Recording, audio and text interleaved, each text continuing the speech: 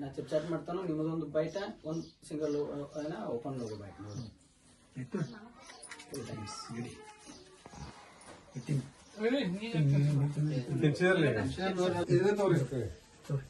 ಅಲ್ಲಿ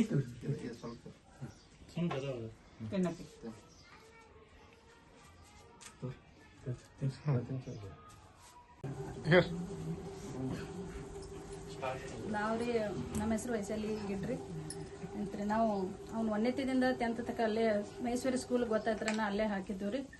ಅದಕ್ಕೆ ಅವ್ನು ಏನು ಹೇಳಕ್ಕಂದ್ರೆ ನಮಗೆ ಗೊತ್ತಾಗತ್ರಿ. ಸಂಗೀತನಕ ಭಾಳ ಅವ್ನ ನೋಡಿ ಒಂದು 50 ರೂಪಾಯಿ ಗಿಟಾರ್ ಇತ್ತು, 10 ಮ್ಯಾಗ ಅವ್ರ ಮನ್ಯಾಗಿದ್ದಾಗ ಭಾಳ ನುಡಿಸ್ತಿದ್ರಿ ಅವ್ರಿ.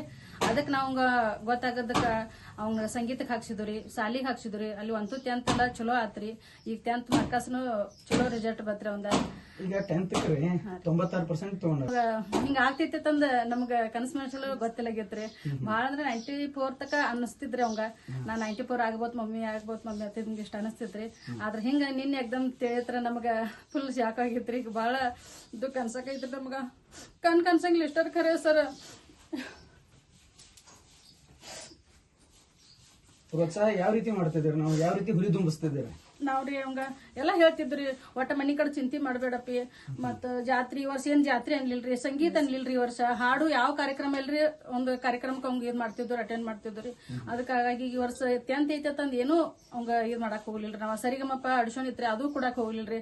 ಯಾಕ ಮೊದಲ 10th ಎಕ್ಸಾಮ್ ಮುಖ್ಯ ಭಾಳ್ರಿ ಅಂತಂದ ಕಣ್ಣಿಗೆ ಕಾಣಿಸೋರ್ಗ ಎಷ್ಟು ಪರ್ಸೆಂಟೇಜ್ ಮಾಡ್ಬೇಕಾದ್ರ 2 ವರ್ಷ ಬೇಕ್ರಿ. ಸರ್ ಇಂಥದ್ರೊಳಗೆ ಇವ್ರ ಮಾಡಿದಕ್ಕೆ ನಿಮ್ಗೆ ಹೆಂಗ್ ಯಾವ ರೀತಿ ನೀವು ಹೆಮ್ಮೆ ಪಡ್ತೀರಿ ಅಂತ ಹೇಳಿ ನಮ್ಗೆ ತುಂಬಾ ಖುಷಿ ಐತ್ರಿ. ಸರ್ಗಳು ತಿಂದ್ರ ಅವ್ರ ಗುರುಗಳ್ರಿ ಬಹಳ ಸ್ಟ್ರಿಕ್ಟ್ ತಗೊಂಡ್ರಿ. ನಮಗ್ ಮೊದಲು ಒಂದದು ಸ್ಲೇಟ್ ಆದ್ರೂ ಅವ್ರು ಬಿಡಾಕ್ ಹೋದಕ್ ನಮ್ಗ ಅಳಿಸಿ ಹಚ್ಬಿಡ್ತಾರ. ಅಷ್ಟು ಸರ್ ಅವ್ರ ಸ್ಟ್ರಿಕ್ ಇದ್ರಿ. ವರ್ಷ ಬಹಳ ಚಲೋ ಎಲ್ಲ ಮಾಡಿಸಿದಾರ ಅವ್ರು. ಸರ್ ಏನ್ ಕೆಲಸ ಮಾಡ್ತೀರಿ ನೀವು?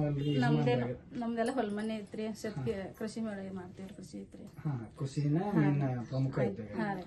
ಮುಂದೆ ಮಗು ಏನ್ ಮಾಡ್ಬೇಕಂತ ಈಗ ರೀ ಅವಂಗ ಸಂಗೀತ ಅಂದ್ರ ಬಾಳ ಇಷ್ಟ ರೀ, ಗಾಯನ ಅಂದ್ರ ಬಾಳ ಇಷ್ಟ ರೀ. ಅವಂಗ ಹಾಡ ಎಲ್ರಿ ಈಗ ಮತ್ ಸಂಗೀತ ಹಚ್ಬೇಕಂತಂದ್ರ ನಮ್ದು ಈಗ ಇದೈತ್ರಿ.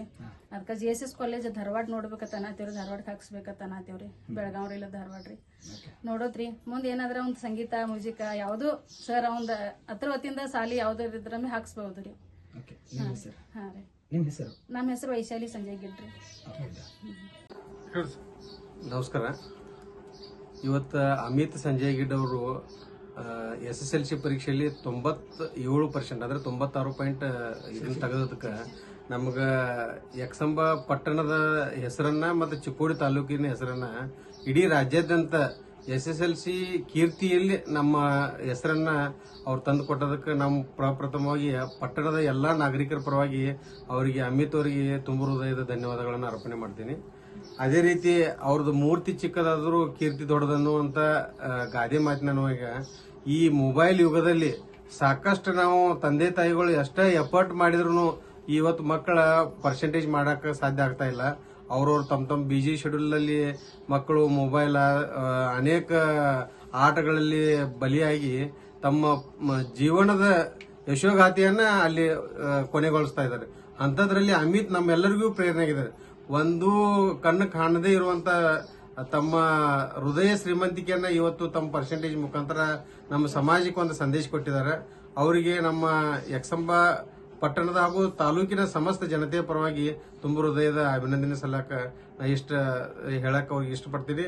ಮತ್ತು ನಮ್ಮ ಊರಿನ ಗೌರವವನ್ನ ಹೆಚ್ಚು ಮಾಡಿದ್ದಕ್ಕೆ ಅವರಿಗೆ ಮಗದೊಮ್ಮೆ ಕೃತಜ್ಞತೆಯನ್ನು ಸಲ್ಲಿಸ್ತೀನಿ. ಹೇಳ್ರಿ. ಅಮಿತ್ ಅವ್ರ ಸಾಧನೆ ನೋಡಿರಂದ್ರ ನಮಗ್ ಬಹಳ ಖುಷಿ ಅನಿಸ್ತೈತಿ.